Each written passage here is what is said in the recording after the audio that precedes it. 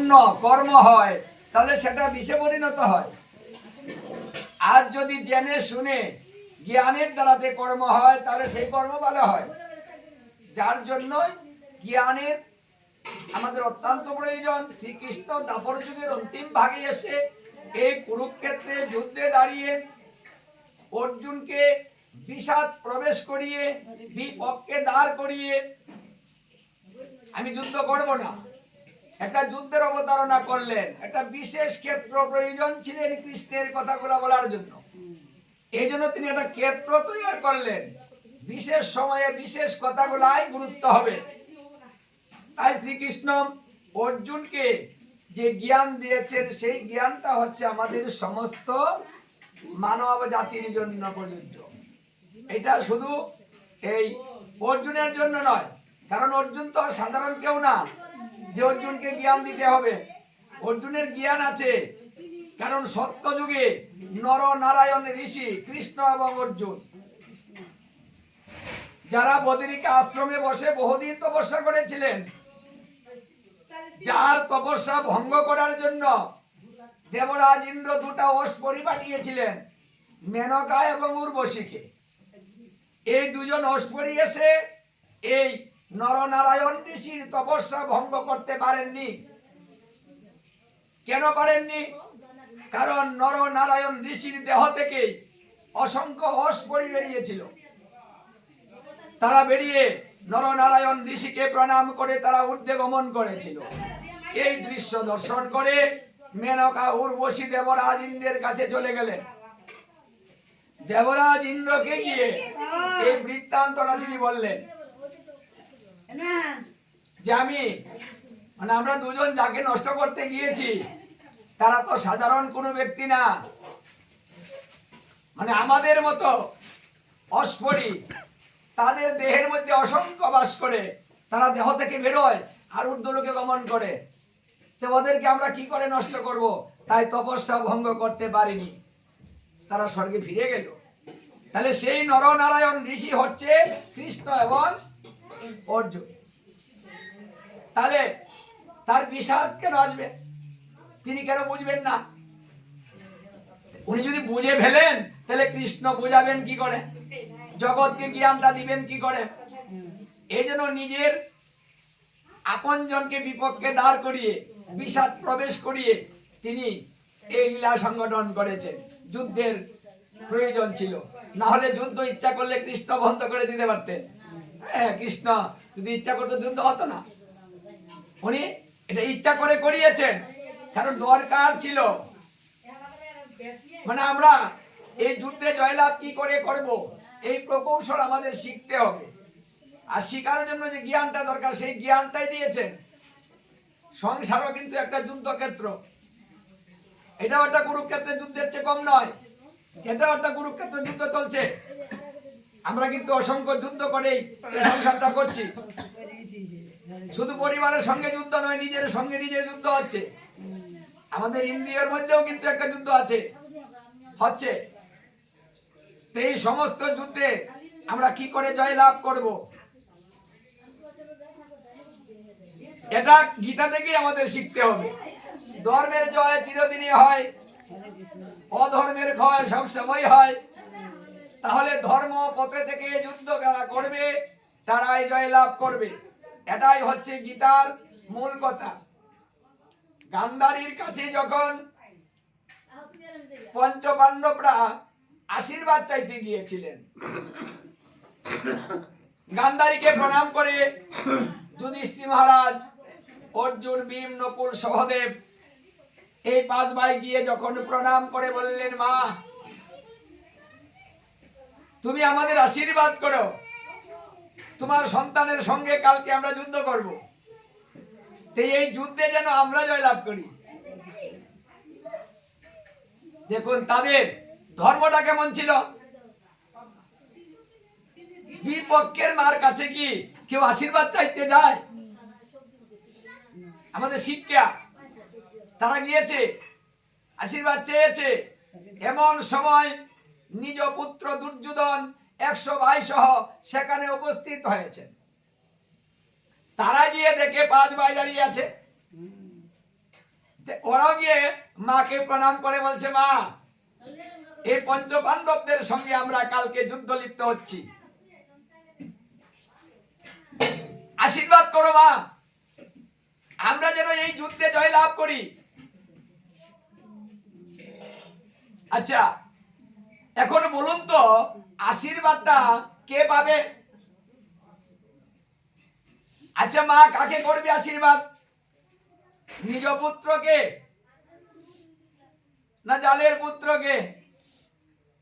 আচ্ছা, আপনাদের কাছে যদি কেউ আশীর্বাদ চাইতে আসে, আপনার ছেলের সঙ্গে যুদ্ধ করবে, মারামারি করবে, হানাহানি করবে, আর আপনার কাছে বিপক্ষ এসে আশীর্বাদ চায়, আচ্ছা মায়েরা কি দিবেন আশীর্বাদ?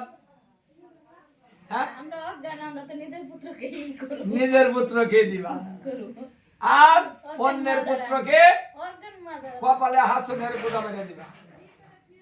হ্যাঁ, হাসন খাওয়া, আমার ছেলের সঙ্গে যুদ্ধ করবে, আমার কাছে আশীর্বাদ চাস। হ্যাঁ, আর দেখুন তারা কেমন নারী ছিলেন, তিনি কোন পক্ষে যাবেন একটু চুপ করে রইলেন, চুপ করে থেকে তিনি উত্তর দিলেন, হে পুত্রগণ তোমরা সবাই শুনো। মানে উভয় পুত্রগণকে বলছে, সবাই শুনো আমার আশীর্বাদ, তোমরা ধর্মের পথে থেকে যুদ্ধ করিবে, আমার আশীর্বাদ তোমাদের সঙ্গে রইল, তোমাদের জয় লাভ হোক। বাহ, মানে যারা ধর্মের পথে থেকে যুদ্ধ করবে তাদের জয় লাভ হবে, আমার আশীর্বাদ রইল। তাহলে মা কোনো পক্ষে গেলেন না, না গিয়ে তিনি ধর্মের পক্ষে থেকে আশীর্বাদ করে দিলেন। তাহলে গান্ধারীর আশীর্বাদ কি নিজের পুত্রের উপরে পড়েছে? পড়েনি, কারণ নিজের পুত্ররা ধার্মিক ছিল না, ওরা অধার্মিক ছিল। তে মা তো আশীর্বাদ করেছে ধার্মিক, ধর্মের পথে যারা থাকবে। পঞ্চ পাণ্ডবরা কিন্তু এই গান্ধারীর কাছ থেকে আশীর্বাদ পেয়েছে। হ্যাঁ, দেখুন আশীর্বাদ নিতে হলেও কিছু যোগ্যতার প্রয়োজন, যোগ্যতা না থাকলে কারো কাছে আশীর্বাদটা পর্যন্ত মিলে না। তাহলে এই তত্ত্বগুলা, শিক্ষাগুলা আমরা গীতা থেকে পাই। এই জন্য এই সংসারে আমরা যা কিছু করছি এটা জ্ঞানের দ্বারাতেই করতে হবে। পিতা মাতার কর্ম কিভাবে করব? আজকে যে ক্রিয়াটা হচ্ছে, যে ভোগরাগ হবে, পূজা অর্চনা হয়েছে, এখানে গীতা ভাগবত হচ্ছে, এটা পরস্মৈ পদী যজতি বলা হয়েছে। কারণ ভাগবতে বলছে, যদি তুমি পরের কর্ম করো, পরের উপকার চাও, পরের কল্যাণের জন্য তুমি যাও, তাহলে নিজের জন্য কিছু চাইও না। পরস্মৈ পদী যজতি, যা কিছু হবে সবকিছু সে মৃত ব্যক্তির উদ্দেশ্যে নিবেদন করা হোক।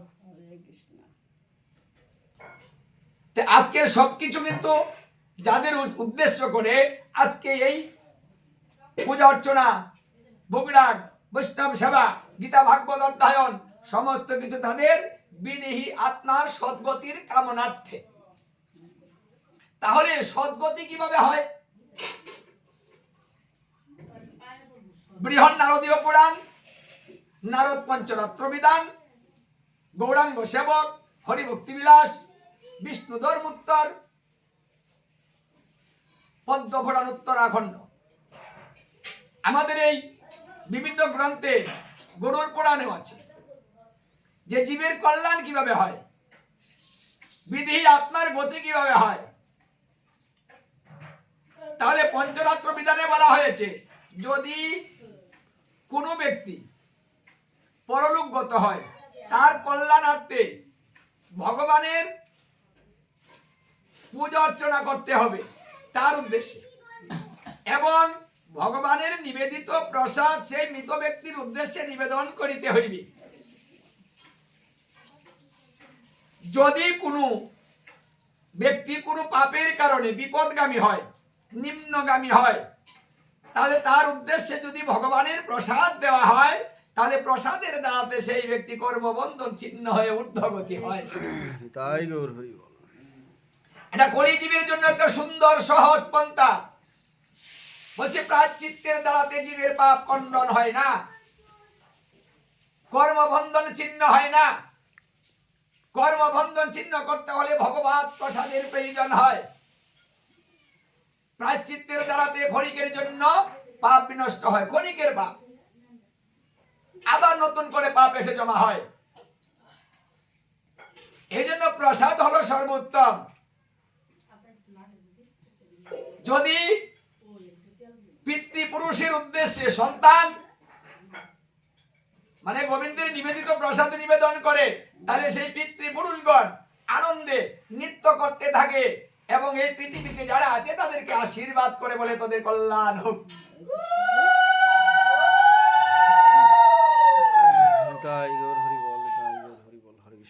নারদ পঞ্চরাত্রে আরো বলছে, যদি কোনো ব্যক্তি কৃষ্ণ মন্ত্রে দীক্ষা হয়, যেদিন দীক্ষা হয় সেই দিন পূর্বপুরুষ খুশি হয়ে যায়, তারা আনন্দিত হয় এবং একটা আশাবাদী হয়। ওরা যেহেতু কৃষ্ণ মন্ত্রে দীক্ষিত হয়েছে, ওরা কৃষ্ণ প্রসাদ আমাদেরকে দিবে, সেই আশায় বসে থাকে।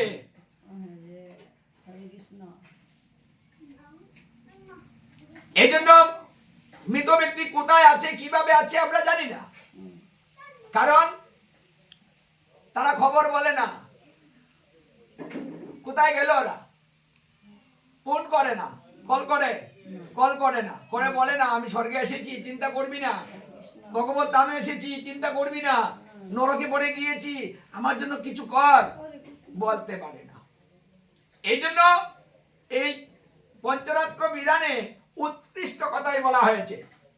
যেহেতু আমরা জানি না কে কোথায় আছে কিভাবে আছে, তাহলে উৎকৃষ্ট কাজ করাই অতি উত্তম। মানে ভগবানের সেবায় নিয়োজিত হয়েছে, নিত্য লীলায় প্রবিষ্ট হয়েছে, নিত্য ধামে গমন করেছে, মানে আমাদের ক্রিয়াকাণ্ড গুলা হবে নিত্য ধামের চিন্তা করে, যেন সে ভগবত ধাম প্রাপ্ত হয়েছে। এই জন্য শুদ্ধ কোন বৈষ্ণব গুরুদেব দ্বারাতে এই কাজগুলা করাতে হবে। শুদ্ধ বৈষ্ণব মানে নিষ্কিঞ্চন বৈষ্ণব এবং জ্ঞানী বৈষ্ণব, যার এই সম্বন্ধে জ্ঞান আছে, পর কল্যাণ করার শক্তি রাখে, যিনি ভজন করেন। কারণ যিনি ভগবানকে সন্তুষ্ট করতে পারেন, যার কথা ভগবান শুনবে, সেমন ব্যক্তির দ্বারাতে কিন্তু এই ক্রিয়াকাণ্ড গুলা করতে হবে, যাকে তাকে নয়। কারণ পরের উপকার সবাই করতে পারে না, সবার কথাই ভগবান শুনে না। তার জন্য ভগবানের একনিষ্ঠ ভক্ত হতে হয়, ভক্তের কথাই ভগবান শুনে। কারণ তিনি বলেছেন আমি ভক্তাধীন, আমি আমার ভক্তের অধীন, তাই ভক্ত দিলে আমি কিছু গ্রহণ করতে পারি, না হলে পারি না। ভক্ত চালাইলে চলতে পারি, না হলে চলতেই পারি না। ভক্ত বলাইলে বলতে পারি, না হলে বলতেও পারি না। ভক্ত যদি আমাকে ঘুম পাতায় তাহলে ঘুমাই, তাহলে ঘুমাতেও পারি না, দাঁড়িয়ে থাকি। আমার সমস্ত দায় দায়িত্ব আমি ভক্তের উপরেই ছেড়ে দিয়েছি। কারণ ভক্তকেই ভগবান বেশি ভালোবাসেন, আর ভক্তের ভালোবাসার মূল্য দিতে তিনি গোলক বৃন্দাবন পরিত্যাগ করে ভুলুকে এসেছেন এবং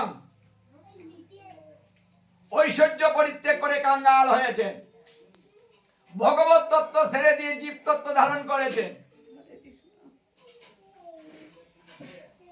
এটা ভালোবাসার মূল্য, দূর থেকে ভালোবাসা হয় না।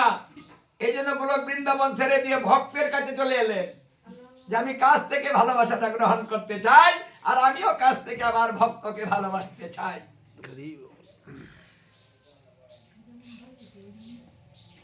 এই জন্য যারা পূর্ব জন্মে সুকৃতি করেছে, ভালো কর্ম করেছে, কলিকালে তারা ভালো কাজ করে। হরে কৃষ্ণ। এই কথাটা যুধিষ্ঠির মহারাজকে নারদ মুনিও বলেছিলেন, যে হে যুধিষ্ঠির মহারাজ, স্বল্প পুণ্য দ্বারাতে কলিকালে কৃষ্ণ ভজন, বৈষ্ণব সেবা, গীতা ভাগবত অধ্যয়ন, ভগবানের সেবা পূজা, এইসব ক্রিয়াকাণ্ড তারা বাড়িতে করতে পারে না, সেই ব্যক্তি করতে পারে না। যদি তার পূর্ব পূর্ব জন্মের স্বীকৃতি না থাকে। হরে কৃষ্ণ।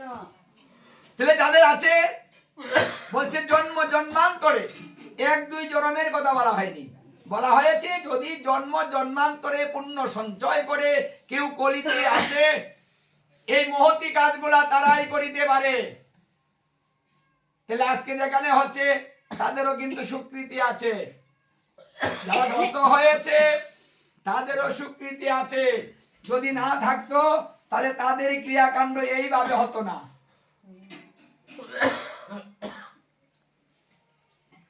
এগুলা স্বীকৃতির ফল।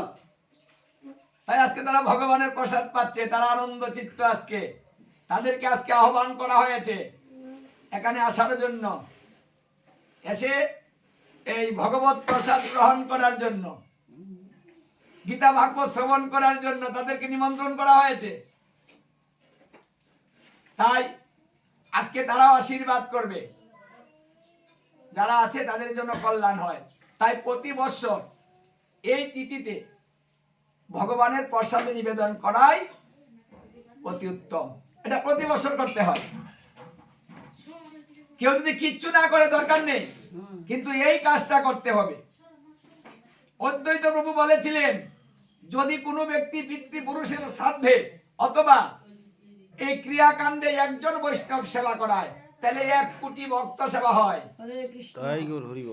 মানে একজন শুদ্ধ ভক্তের সঙ্গে 1 কোটির তুলনা করা হয়েছে। হরে কৃষ্ণ। এই জন্য অদ্বৈত প্রভুর মা যখন মারা গেলেন, তার শ্রাদ্ধের মধ্যে সকল ব্রাহ্মণরাও গিয়েছিলেন হরে কৃষ্ণ। এবং সেখানে এলাকার সকল ভক্তরা গিয়েছিলেন, সেখানে হরিদাস গিয়েছিলেন। তখন ব্রাহ্মণ সমাজ বলেছিল অদ্বৈত প্রভুকে যে আমরা তোমার শ্রাদ্ধ গ্রহণ করব না, খাবো না। কেন? কারণ হরিদাস যদি এখানে খায় থাকে, তাহলে আমাদের তো মান সম্মান থাকে না, ও থাকলে হবে না, ওকে বিদায় করে দিতে হবে, তাহলে আমরা সেবা করব। তখন অদ্বৈত প্রভু বলেছিলেন চলে যান সবাই, কিন্তু হরিদাসকে আমি বিদায় করতে পারবো না। হরে কৃষ্ণ। একজন শুদ্ধ ভক্ত সেবা করালে 1 কোটি সেবা হয়। আর আপনারা কজন এসেছে, ওটা নয় নাই হলো, আমার একজনেই ভালো। যদি একজনে 1 কোটি হয়, তাহলে এত দিয়ে দরকারটা কি? আপনারা চলে যান। তখন এলাকাবাসী দেখলো, সমাজ দেখলো যে আমাদের খাওয়াটা মিস হয়ে যাচ্ছে, কারণ ও যা সিদ্ধান্ত নিয়েছে খাওয়াবে না, তো একজনকে দিয়ে সেরে ফেলবে, দরকার নেই। বলো ঠিক আছে, তাহলে তাহলে হরিদাসকে একটু পৃথক করে আলাদা করে সভা করাতে হবে, আমাদেরকে আলাদা বসাতে হবে, হরে কৃষ্ণ। তারপরে মান সম্মানটা কিছু থাকবে। হ্যাঁ, এইগুলো আমাদের শিক্ষা ভাগবতেও বলছে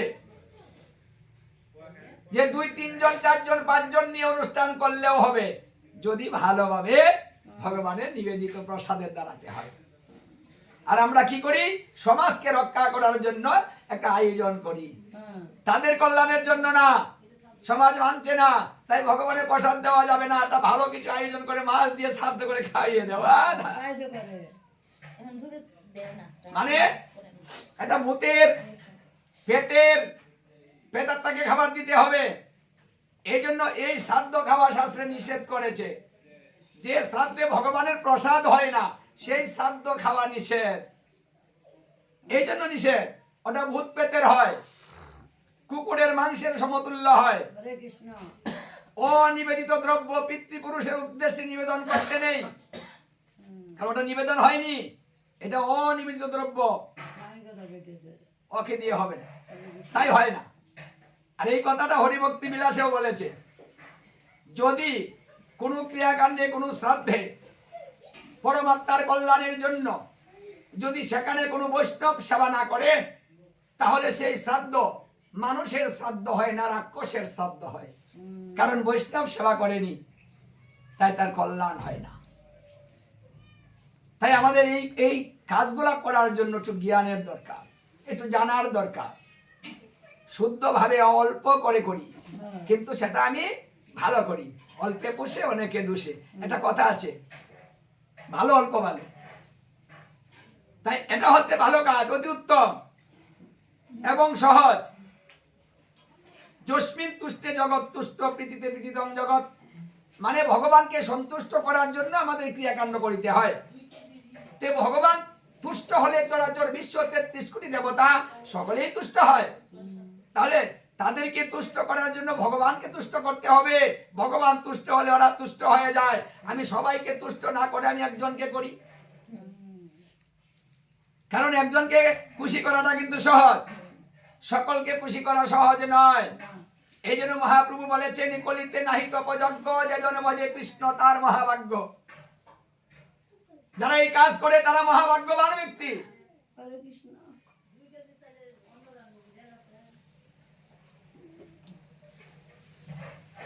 এই জন্য গীতা ভাগবত অধ্যয়ন বাড়িতে করিতে হয় নারদ পন্ত রাত্রে, এবং পদ্মপুরাণ উত্তরাখণ্ডে যমরাজ স্বয়ং নিজে বলেছেন, হে দূতগণ, যে গৃহে গীতা ভাগবত অধ্যয়ন করা হয় সেই গৃহ অতি পবিত্র হয়, তোমরা ওই বাড়িতে যাও না। যদি বাড়িতে কোনো ভক্তের দ্বারাতে গীতা ভাগবত অধ্যয়ন করানো হয়, তাহলে ওই বাড়িতে যমদূতেরা প্রবেশ করতে পারে না। এই কাজ যদি প্রতি বৎসর করা হয়, তাহলে প্রতি বৎসরের অপরাধ, বাড়ির অমঙ্গল দূর হয়। এই জন্য প্রতি বৎসরে এই কাজটা করিতে হয়। জীবে দয়া নামে রুচি বৈষ্ণব সেবন, ইহা হতে বড় ধর্ম নাহি সনাতন। এটা খুব বড় ধর্ম, সহজ ধর্ম, মানে সবাই করতে পারবে। জীবে দয়া করা, নামে রুচি বাড়ানো, আর বৈষ্ণবকে সেবা দেওয়া।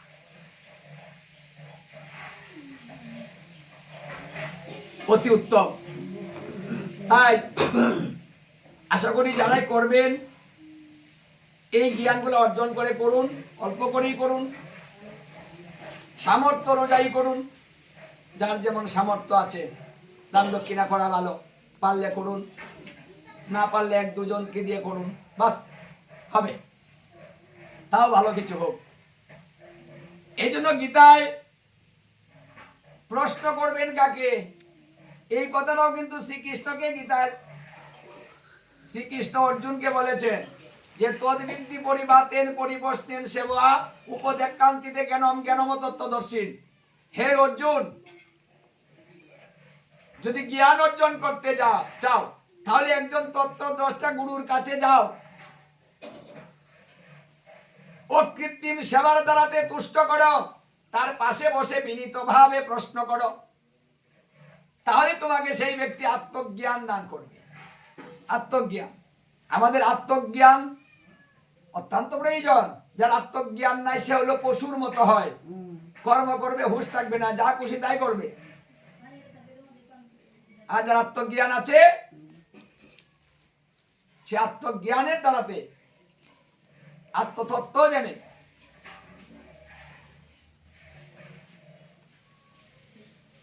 সেই ব্যক্তি ভজন করবে। তাহলে গুরুদেবের কাছে গিয়ে বিনীতভাবে প্রশ্ন করতে হবে, জানার জন্য, ভাবনা বিনীত, তাহলে তিনি খুশি হবেন। গুরু 2 প্রকার, একটা তত্ত্ব, একটা হলো তত্ত্ব, একটা বহিরঙ্গ, একটা অন্তরঙ্গ। চৈতন্য চরিতামৃতে বলছে, কেবা ব্রাহ্মণ, কিবা শূদ্র, কিবা বৈশ্য, নেশি কেন নয়, যেজন কৃষ্ণ তত্ত্ব ব্যক্তা সেই জন গুরু হয়। এখানে গুরুর বেলাও কথাটা বলা হয়েছে, যেজন কৃষ্ণ তত্ত্ব ব্যক্তা সেই জন গুরু হয়। যিনি কৃষ্ণ তত্ত্বে অবগত আছেন তিনি হবেন গুরু। তত্ত্বটাই আমাদের প্রয়োজন, কারণ তত্ত্ব জেনে ভজে তারে কৃষ্ণ নাহি তেজে, আর সকল মরে অকারণ। এই জন্য তত্ত্বটা জেনে ভজন করতে হয়, নাহলে অকারণে মরতে হয়। মরা 2 প্রকার, এটা কারণ মরা, এটা অকারণ মরা। যদি কারণে মরে ভগবত ধাম প্রাপ্ত হয়, আর অকারণে মরলে 84 লক্ষ জুনি ভ্রমণ করিতে হয়, নরকে যন্ত্রণা ভোগ করতে হয়। তাহলে আপনি কোন মরা মরবেন? দেখুন, মরার পূর্বে মরা তত্ত্ব জানতে হবে। মরার জন্য তো পাগল হয়ে যায়, যারা যন্ত্রণা সহ্য করতে না পারলে মরতে চায়, তাই না? সংসার ভালো লাগে না, এখন মরাই ভালো। হ্যাঁ, ঠাকুর নিয়ে যাও, আমি মরে যাই, বিষ খাইয়ে যাই, কত কিছু মন চায়, তাই না গো? গাড়ির তলে ভরে যায় ভাত দিয়া, আহা, মরার জন্য পাগল, মরে গেলেই বেঁচে যায় না। ভাগবতে সপ্তম স্কন্ধে বলছে মরার পরেও যন্ত্রণা আছে, বাঁচা নেই। যদি মরাটা ভালো না হয় তাহলে দ্বিগুণ যন্ত্রণা হবে। মানুষ যে ভাব নিয়ে, যে চিন্তা নিয়ে মৃত্যুবরণ করবে, সেই ভাবে তার পুনরায় জন্মগ্রহণ হবে। তাহলে তাড়াতাড়ি মরলে লাভ কি? আগে তত্ত্বগুলো জানুন, তারপরে মরুন। মরা তো চাইতে হবে না, ওটা একাই আসবে। তার সময় হলে একাই এসে দরজা দাঁড়াবে যে তুই আয়, তাকে নিতে এসেছি। তাহলে আমাদের মরার জন্য ব্যস্ত হওয়ার দরকার নেই, ভজনের জন্য ব্যস্ত হতে হবে। সুদুর্লভ মনুষ্য জন্ম সার্থক করতে হবে। এই জন্য সার্থক কিভাবে হয়, আমাদের পুনরায় জন্ম যেন না হয়, সেই কাজগুলা করতে হবে।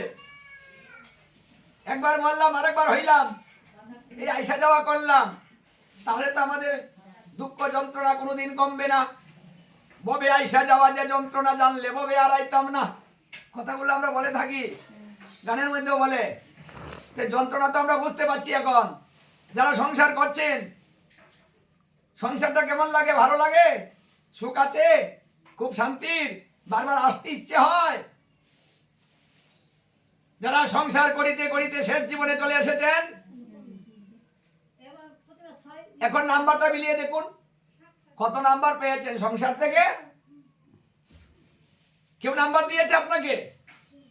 এতদিন পরিশ্রম করলেন, সংসারটা গুছালেন, কষ্টটা করলেন, শেষে এসে কোনো নাম্বার নেই, জিরো। এই জিরো যখন পেলাম তখন মনটা খারাপ হয়ে যায়।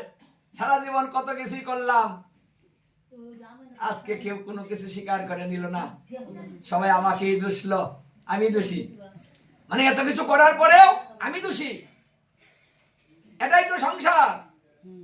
এই জন্য বলছে সংসার দাবান এলম নিরলুক ত্রাণায় কারণ্য গণা গণাত্তম প্রাপ্তস্য কল্যাণ গুণার নবস্য বন্দে শ্রী গুরু চরণার বিন্দ। সংসার দাবানল ধাও ধাও করে চলছে, উপরে খুব ভালো, বোঝা যাচ্ছে না, ভিতরটা কালো। খোঁজ নিয়ে দেখেন শান্তি নেই, বাড়িঘর চাকচিক হয়েছে, কিন্তু আপনার শান্তি নেই, আমার শান্তি নেই। বাড়ি ভালো হলে সুখ হয় না, টাকা অনেক হলে সুখ হয় না। সুখ তো মনের ব্যাপার, টাকা ধনে নয়। এই জন্য শ্রীকৃষ্ণ ভাগবতে দ্বাদশ স্কন্ধে বলেছেন, সেই তো সুখী হয় মন যার স্থির রয়। সুখী সেই ব্যক্তি হয় যার মনটাকে স্থির রাখতে পারে। তাই মানুষ তোমাকে আঘাত দিবে, জ্বালাবে, পোড়াবে, সব করবে, এটা মানুষের স্বভাব, সংসারের স্বভাব। ওটা হবে তোমার সঙ্গে। তুমি আশা করে বসে আছো, সন্তান মানুষ করছো, হ্যাঁ, শেষ জীবনে একটু সুখ করবে, ওই আশাটা তোমার ব্যর্থ হবে। কারণ কেউ তোমাকে সুখ দিবে না, নিজের সুখ নিজে নিজেই করতে হবে, অন্য দিবে না কিন্তু। তাই কারোর জন্য আশা করো না, কর্তব্য করে যাও। মানে কর্তব্য করা আর জীবন দিয়ে সবকিছু ছেড়ে দিয়ে তাকে সুখী করার চিন্তা করা, ওটাই এক কথা নয়। কর্তব্য সন্তানের প্রতি, আত্মীয়ের প্রতি, মেয়ের প্রতি, ছেলের প্রতি আমাদের কর্তব্য আছে। প্রত্যেক জনের কর্তব্য পালন করতে হবে সংসার করলে। সেই কর্তব্য শেষ করুন, শেষ করার পরে নিজের চিন্তা নিজে করুন, আমার কর্তব্য নেই, শেষ। এই জন্য সংসার করতে হবে, করেছেন। বলছে সংসার করো পদ্মপাতার মতো। পদ্মপাতা জলে বাস করে, কিন্তু জল তার গায়ে লাগে। আমাদেরকে বলেছে সংসার করো, কিন্তু ওই পদ্মপাতার কাছ থেকে তুমি এই তত্ত্বটা শিখো যে সংসারে যেন তোমার মধ্যে থাকে না, না হলে তোমাকে সংসারে জ্বালাবে, পোড়াবে। তাই অন্তরঙ্গ ভাবাপন্ন ভালোবাসা সংসারকে দিও না, বহিরঙ্গ ভালোবাসা সংসারকে দাও, অন্তরঙ্গ ভালোবাসা আমার গোবিন্দকে দাও। তাই গৌর হরি বল। কারণ যে বাবাকে সুখী করবে।